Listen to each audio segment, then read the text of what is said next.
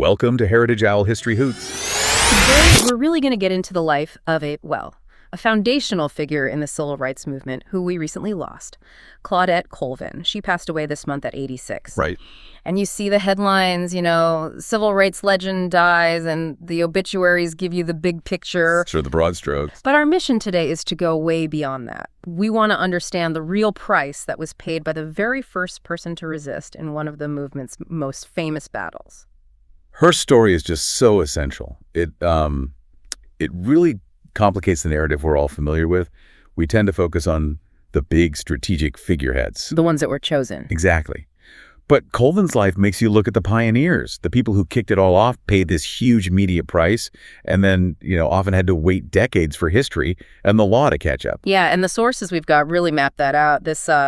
This incredible act of courage, this legal shadow that followed her for decades, and then finally this long overdue recognition she got in her later years. It's just a remarkable story. It really is. We're going to look at how a single moment of teenage refusal grew into this federal legal victory that, it really redefined the American South. But it came with a hidden cost. A cost that she had to carry for almost her entire life. Okay, so let's unpack this. Let's start at the beginning. We're 9 months before the event that, everyone remembers from the Montgomery bus boycott. The Rosa Parks moment. Exactly. The date is March 2nd, 1955, Montgomery, Alabama. And Claudette Colvin is just a kid. She's 15. 15 years old. Yeah. A student at Booker T. Washington High, and she's just riding the bus home from school. With 3 of her friends. Yeah. On a segregated city bus. And this is so crucial to understand. The rules of segregation at the time, they were arbitrary. They were designed to humiliate. Right. The sources are really clear that Colvin and her friends, they were sitting where they were supposed to be, in the section for colored people. They weren't breaking any rules. No, but that section wasn't fixed. It could shrink if more white people got on. So they were compliant, sitting where they were allowed, until suddenly they weren't. That's the mechanism of control, isn't it? So a white woman gets on, needs a seat, and the driver just demands that those 4 seats get cleared. Yeah.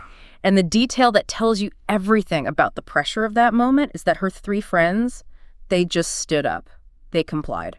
But Claudette Colvin didn't. She stayed seated. She refused. And she talked about it later. Her reasoning, it wasn't just, random rebellion. She pointed out that the woman wasn't elderly, she was young. So it wasn't about courtesy. No, it was purely about race. An unvarnished demand based on power, not need. She saw it for what it was. And the most powerful summary of that moment, it comes from Colvin herself. Years later, in a 2021 interview, she explained why she wouldn't move. She said, and this is a direct quote, "She could not move because history had me glued to the seat." Wow. What a thing to say. And that sense of historical consciousness, especially from a 15-year-old, a high school sophomore, it's profound. It's not just impulse. Not at all. She understood that this one specific injustice was tied to centuries of injustice. To feel history physically glue you to a seat. That's the moment defiance becomes conscious resistance. She knew. Now, that act, 9 months before Rosa Parks' arrest, it led to an immediate and a brutal response. They wanted to crush it before it could spread. So she was arrested, of course, but it didn't stop there. And that's the critical part. If they had just charged her with violating the segregation rule, it would have been a clear civil disobedience case. But they didn't do that. No, they escalated it. She was found guilty of assaulting police officers during her arrest. And that assault charge is the whole game, right? That's how you turn a moral stand into a simple criminal act. Exactly. Yeah. That criminal record branded her. She was officially labeled a juvenile delinquent. A label meant to just completely delegitimize her. It wasn't about civil rights. It was, she's just a bad kid. And that stuck with her for decades. It was an official declaration that she was a criminal, not a pioneer. And we have to think about the human cost of that. This wasn't just a piece of paper in a file. It had real-world consequences for her entire adult life. What are we talking about here? Did it actually hold her back? Absolutely. Think about the 50s and 60s. Even when she moved away from Montgomery, having that label, juvenile delinquent, it follows you. Job applications, housing, loans, maybe even education. It's a weight. It's a constant psychological and economic weight. The system basically said, you spoke up at 15 and we're going to make sure you pay for that for the rest of your life. Which leads to the question that, a lot of people have. Why did the NAACP, when they decided to build a huge legal case around a bus refusal, Why did they go with Rosa Parks and not Claudette Colvin? And this is where you get into the cold, hard strategy of it all. For a major federal lawsuit, the NAACP, Thurgood Marshall, they needed a plaintiff who was just unimpeachable. Someone the segregationists couldn't tear down on the stand? Exactly. And Colvin, as brave as she was vulnerable. Because of her age. Her age was a factor, sure. But more than that, she had that conviction for assaulting officers. Yeah. A huge liability. And then, tragically, she became pregnant soon after her arrest, at 16. And in the 1950s. In the super conservative moral climate of the 1950s, the leadership felt that Rosa Parks, who was older, employed, a respected secretary for the local NAACP, she just presented a cleaner image. It's a painful thing to talk about, but it was a pragmatic choice. They weighed the moral truth of her act against what they thought could win in court. Right. Colvin was the spark, but they felt they needed a different vehicle to carry the legal flame all the way. And here's where it gets really fascinating for me. That legal stain, that juvenile delinquent status, it stuck with her for 67 years. 67 years. She had to wait until she was 82 years old, just a little over 4 years ago, for that record to finally be expunged. Think about that. The teenager whose action starts the ball rolling on ending bus segregation is officially a delinquent for 2/3 of her life because of it. When it was cleared, she just said, "I'm no longer a juvenile delinquent." The weight in that sentence. A lifetime of waiting for the system to admit it was wrong. The system moved so fast to punish her, but took, 3 generations to correct itself? But her impact, thankfully, it didn't stop with that conviction. Her story shifts again just a year later. Right. So despite being bypassed as the face of the boycott, she was still absolutely essential to the legal fight. At 16, she went from defendant to plaintiff. She became one of the 4 plaintiffs in the federal lawsuit, Browder versus Gale, which is the landmark Supreme Court case. We need to underline the importance of this case. This wasn't just about a local rule. They were going after the state law that mandated segregation. Mm-hmm. And they used the 14th Amendment, the Equal Protection Clause.